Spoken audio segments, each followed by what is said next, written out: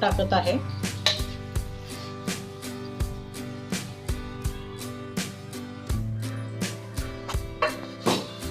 त्यामध्ये रवा टाकून घ्यायचा आहे.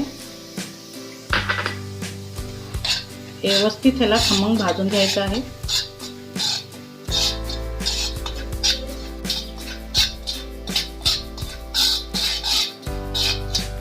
काजू, बदाम आणि मनुके आहेत ते टाकून घ्यायचं आहे.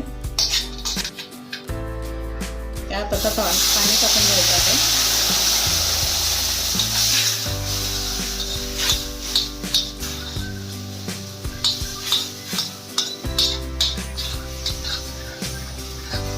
केळी आहे कट करून घेतलेली ती टाकून घ्यायचं आहे.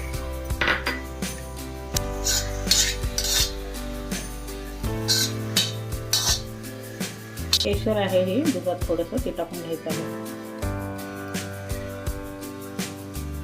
आता साखर टाकून घ्यायची आहे.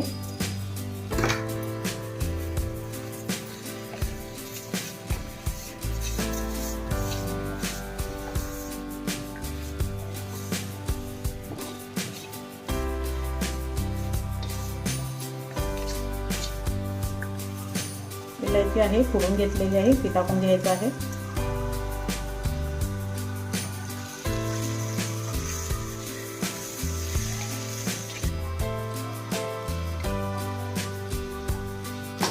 अशा प्रकारे प्रसादाचा शिरा बनलेला आहे. आवडला असेल तर एक वेळेस करून पहा. लाईक करा, शेअर करा, कमेंट करा.